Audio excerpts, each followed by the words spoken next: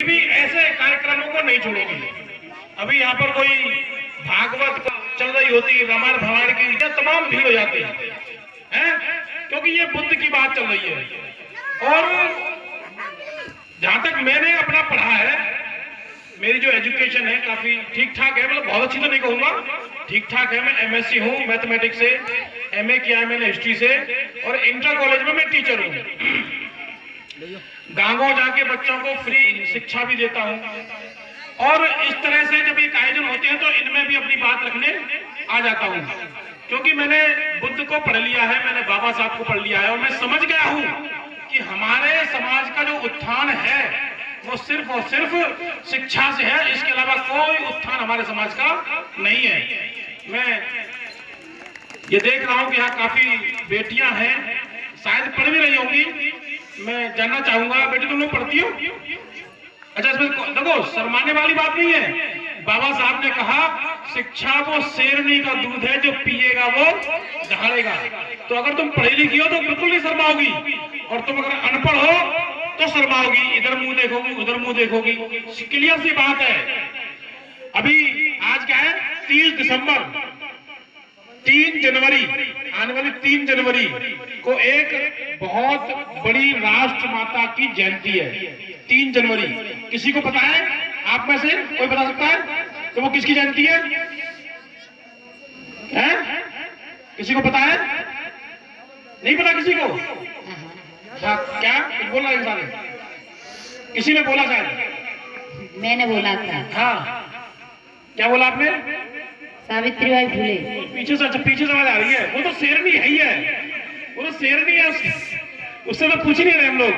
मैं तो यहाँ पूछ रहा हूँ सामने कि इनमें से कौन शेरनी है।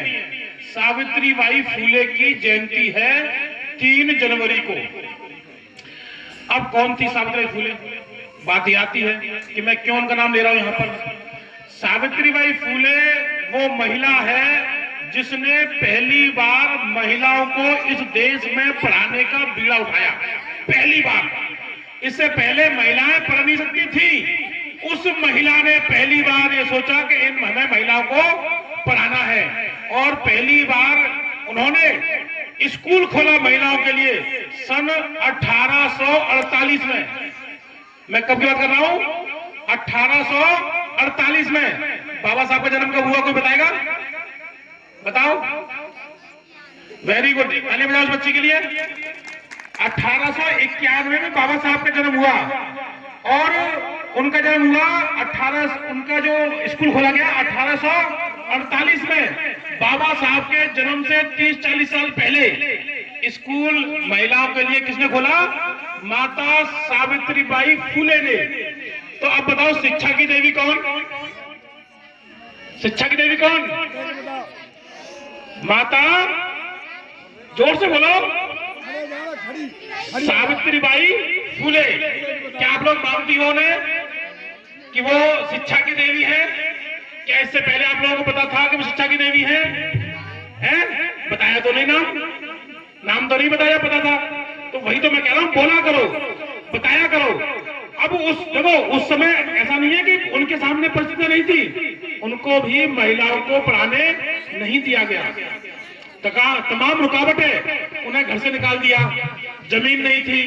एक मुस्लिम महिला थी, उसने अपनी जमीन दी सावित्रीबाई फुले को बच्चियों के स्कूल खोलने के लिए। जब वो स्कूल में पढ़ाने जाती थी तो शिक्षा के विरोधी, महिला सम्मान के विरोधी, उन पर कीचड़, भिष्टा, गोबर ये फेंका करते थे, कंकड़ पत्थर। लेकिन उस महिला ने हार नहीं मानी, वो फिर भी क्या किया, पढ़ाती रही। अब आप कहोगी जब कीचड़ फेंक दिया, साड़ी गंदी होगी, फिर कैसे पढ़ाएगी? तो उसने इसका एक तोड़ निकाला, अपने साथ एक साड़ी लेके चलने लगी। जब गुरु इतने कष्टों से पढ़ा सकता है या पढ़ा सकती है तो बच्चों को पढ़ने में दिक्कत है क्या? अब बताओ कौन कौन सी बेटी पढ़ रही है, हाथ उठाओ। वेरी गुड, इनके लिए ताली बजाओ सब लोग, अपनी ताली बजा दो भाई।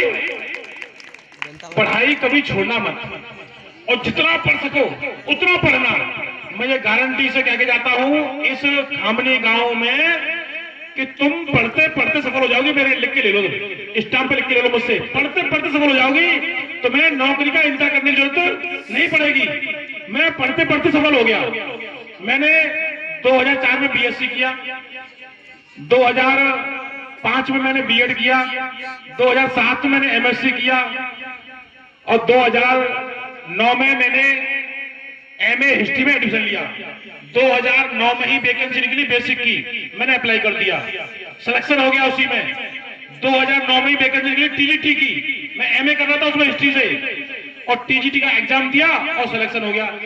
एमए पूरी करने से पहले मेरा सिलेक्शन हो गया। मैंने एमए किया 2010 में और मेरा सिलेक्शन है 2010 का। पढ़ते पढ़ते सिलेक्शन हो गया। अगर आप मन लगा के पढ़ोगी और बाबा साहब के बताए रास्ते पर चलोगी तो सफल अवश्य हो जाओगी। आज हम लोग इतनी करवा दी, भाई तुम लोग क्यों खड़े हो, इधर ही आ जाओ। हाँ भाई, जब वहां खड़े हो तो यहीं पे आगे आ जाओ। अगर कोई अच्छा लग रहा हो तो कर लेते हैं। बुद्ध क्या है? बुद्ध कोई भगवान नहीं है, एक इंसान थे।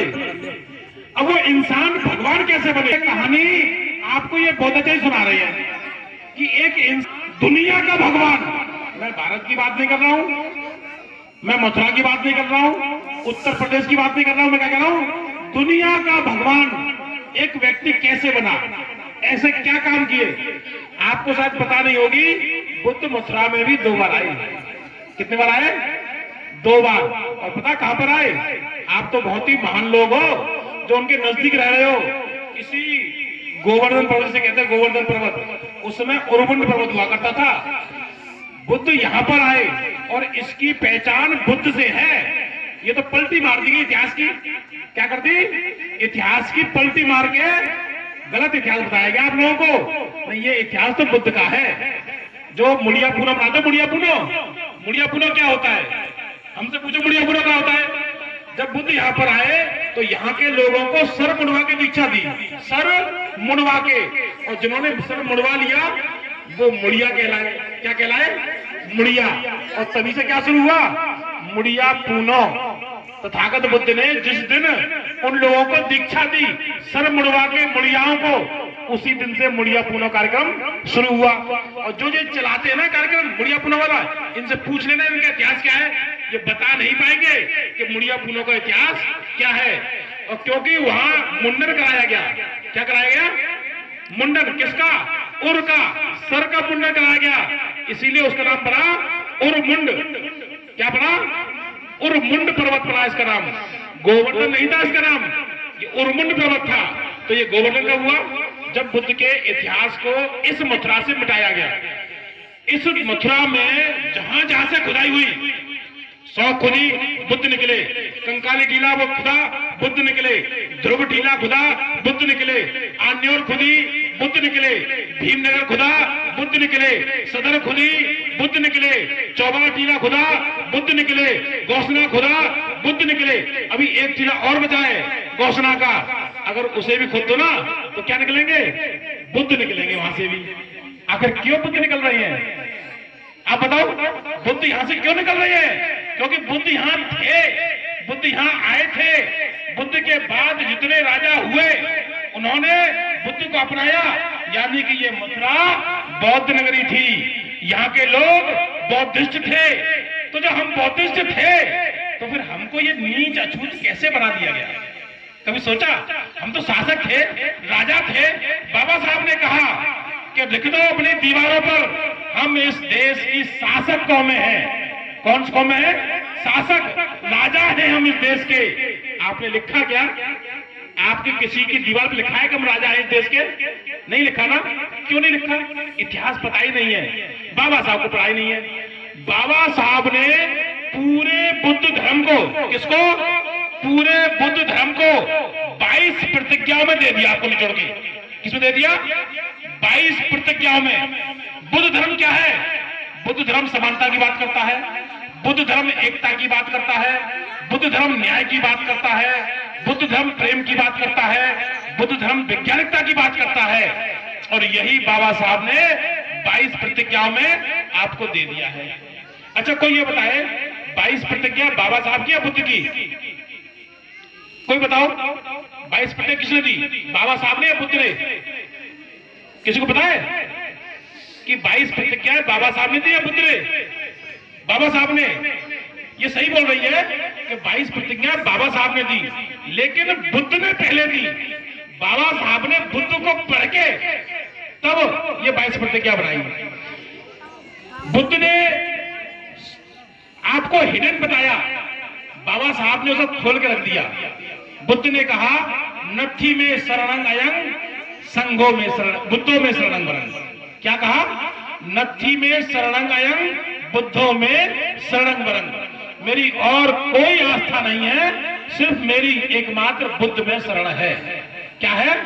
बुद्ध ही मेरी एकमात्र शरण है, और कोई भी शरण या कोई आस्था नहीं है। नत्थी में शरणं अयं धम्मो में शरणं वरं। मेरी और कोई शरण नहीं है, एकमात्र धम्म ही मेरी शरण है। नत्थी में शरणं अयं संघो में शरणं वरं। मेरी और कोई शरण नहीं है, संघ ही मेरी एकमात्र शरण है। ये बुद्ध ने कहा। बाबा साहब ने कहा मैं इनको नहीं मानता, बुद्ध को मानता हूं। इनको भगवान नहीं मानूंगा, इनको देवी देवता नहीं मानूंगा, और न कभी इनकी पूजा करूंगा। ये तो कहा बाबा साहब ने। मैं पिंडदान नहीं करूंगा, मैं श्राद्ध नहीं डालूंगा। बुद्ध बाबा साहब ने यही तो कहा। लेकिन क्या आपने माना? सब लोग श्राद्ध डालते ना? डालते श्राद्ध? कोई ऐसा है जो श्राद्ध में डालता हो? अब श्राद्ध क्या है समझो। वो कहते हैं कि आप कौओं को खिलाओ या हमें खिलाओ, ऊपर तुम्हारे जो पुरखे मर गए हैं वो खाएंगे। कौन खाएंगे? पुरखे खाएंगे। तो इस पर गुरु नानक की एक कहानी मुझे याद आती है कि एक बार गुरु नानक एक नदी में नहा रहे थे, तो वहीं एक व्यक्ति ने कुछ दूब उखाड़ी और पानी लेके वो दूब पर डालने लगा। तो गुरु नानक ने उसको देखा, तो गुरु नानक ने क्या किया कि अपने जो है क्या नाम है पानी को ऐसे फेंकने लग गए, पीछे की तरफ लिया खोज में और पीछे फेंक दिया। तो वो व्यक्ति बोला हे गुरुदेव आप ये क्या कर रहे हो? बोले मैं अपने खेतों में पानी दे रहा हूं। बोले आपके खेत कहाँ है? बोले मेरे खेत हैं अमृतसर में। बोले आप पंजाब में नहा रहे हो और अमृतसर में पानी पहुंचेगा, कैसे पहुंच जाएगा? बोले जैसे तुम अपने पुरखों को पानी पहुंचा रहे हो ऊपर, ऐसे पहुंच जाएगा। इतना कटाक्ष, इतना प्रतिघात हमारे महापुरुषों ने किया है, लेकिन आप क्यों नहीं समझ रहे इस बात को? भाई कबीर ने कहा है पाथर पूजे हरि मिले तो मैं पूजू पहाड़, जाति तो तकिया भली पीस खाए संसार। आपने समझा इस बात को कभी? नहीं समझा। कबीर की बात को माने नहीं आपने? पढ़ा आपने कभी नहीं पढ़ा? आपको पता होगी एक ग्रंथ है उसमें लिखा हुआ है कर्म करो फल की चिंता मत करो। कहां लिखा हुआ पता किसी को? कौन से ग्रंथ में लिखा हुआ है? कर्म करो फल की चिंता मत करो। पता है किसी को? नहीं पता है? नहीं पता। गीता में लिखा हुआ है कर्म करो फल की चिंता मत करो। और संत रैदास करते हैं, कहते हैं कर्म बंधन में बंध रहियो फल की न तजियो आस। यानी कर्म तो करना है लेकिन फल की आस नहीं छोड़नी है। अब ये दोनों एक दूसरे को काट रहे हैं। हम किसकी माने? रैदास की या गीता की? किसकी माने बताओ? बंधु को ले गए। किसकी माने? संत रैदास की माने या गीता की माने? गीता कहती है काम करो, मजदूरी करो, लेकिन मेहनत मत लो। क्या कहती है? मेहनत करो, मेहनत तो करो लेकिन मजदूरी की चिंता छोड़ दो। मजदूरी मत लो, तुम लोग फ्री में काम करो। सही है ये? और रैदास कहते हैं नो, काम करना है तो पहले मजदूरी की बात कर लो। भैया मजदूरी कितनी देगा? तो कौन सही? रैदास सही है। कौन सही है? रैदास सही है। आप रैदास की बात में चलिए ना, आप कबीर की बात मानिए, आप नानक की बात मानिए, आप बुद्ध की बात मानिए, आप अम्बेडकर की बात मानिए। आपका इन्हीं में कल्याण है और कहीं आपका कल्याण नहीं है। बाबा साहब और बुद्ध के अलावा आपका जीवन में कोई कल्याण नहीं है। आप अपना आधा धन कहां खर्च करते हो? जिंदगी का आधा धन बता रहा हूं, जिंदगी का आधा धन पाखंडों में खर्च करते हो, पाखंडों में। बच्चे को पैदा आप करते हो, नाम कौन रखता है? दूसरा आगे रखेगा। शादी आप करोगे, कराएगा कौन? दूसरा आप करेगा। मकान आप बनाओगे, घुसाएगा कौन? दूसरा आप घुसाएगा। क्यों भाई, क्यों दूसरे को आने दे रहे हो? आप में क्या कमी है? मैं एमएससी हूं, अब मेरे यहाँ आके कोई अनपढ़ आके मेरे घर में मुझे घुसाएगा? अरे मैं खुद घुस जाऊंगा भैया। बुद्ध को और बाबा साहब का नाम लेके मकान बनवाया किसने? हमने। ये अधिकार किसने दिया? बाबा साहब ने। समानता की बात किसने की? बुद्ध ने। ये दूसरा होता कौन है भाई जो हमारे घर में हमको घुसाएगा? इन सब बातों को, छोटी छोटी बातें हैं ये क्या है? छोटी छोटी बातें हैं। इन सब बातों को आपको समझना होगा, क्योंकि मैं ये समझ रहा था कि काफी मुझे महिलाएं मिलेंगी। खामनी गांव बड़ा है, हमारे टैकमैन में हमारे बादशाह भी रहते हैं खामनी गांव के, आप में से कोई जानता होगा उनको, महाराज सिंह जी है। पहले भी वही मुझे लेके आए थे यहाँ पर, जो मैं वही रहता हूँ टैकमैन में। तो पहले जब आया था तो बहुत काफी अच्छी खासी संख्या में थे, लेकिन मैं ये समझ पा रहा हूं कि दूसरी बुद्ध कथा होने के बावजूद भी यहाँ बौद्धिस्ट नहीं बने लोग। महिलाओं के अंदर, बच्चों के अंदर बुद्ध नहीं आए, बाबा साहब नहीं आए। क्यों? वही पाखंड अब भी चल रहा है। मैं देखता हूं मांग आज ही भरी जा रही है ना? भरे ना? जितनी लंबी मांग होगी उतना लंबा जिएगा पति। आज पता मैं कहां से आ रहा हूं? हो सकता है आप में से कोई जानता हो, लोकेश राही एक नेता है मथुरा का, उसका छोटा भाई अभी एक्सपायर हुआ है। 34 साल का था। कितने साल का? 34 साल का था। उसका भाई एक्सपायर हुआ है। उसकी पत्नी ने करवा चौथ का व्रत भी रखा होगा, लंबी मांग भी बढ़ती है उसकी पत्नी, लेकिन फिर भी 34 साल में एक्सपायर हो गया वो। क्यों? और मेरी पत्नी तो व्रत नहीं रहती है करवा चौथ का, मांग भी नहीं बढ़ती है। मैं तो जिंदा खड़ा हूं, मैं तो नहीं मरा अभी तक। क्या कह रहे हो? काय को मरेंगे? इसीलिए नहीं मरूंगा ना, क्योंकि मैं बुद्ध को और बाबा साहब को पढ़ गया हूं। अगर मौत आनी होगी तो मैं रोक नहीं पाऊंगा, और नहीं आनी होगी तो जल्दी मर नहीं जाऊंगा। आत्महत्या करने का मुझे कोई शौक है नहीं। बेटी ने अभी उस भाई का अंतिम संस्कार किया, मतलब जो आग है ना, आग उनकी बेटी ने लगाई। क्या हिंदू धर्म में बेटी आग लगाती है? शमशान जाती नहीं है बेटी, महिला शमशान जाती नहीं है, लेकिन उसकी बेटी ने आग लगाई। बेटा भी था, बेटा छोटा था, बेटा और बेटी में 1 साल का अंतर था। बेटा होगा मुझे लगता है 8 साल का, तो बेटी होगी 10 साल की। इतना अंतर है दोनों में, लेकिन आग दोनों बच्चों ने मिलकर लगाई, बेटी ने और बेटे ने। इतना विकास हमारे समाज ने कर लिया है, तो आप लोग क्यों नहीं कर पा रहे हो? आप इस बात को क्यों नहीं समझ रहे हो कि मांग भरने से कभी भी उम्र लंबी नहीं होती है।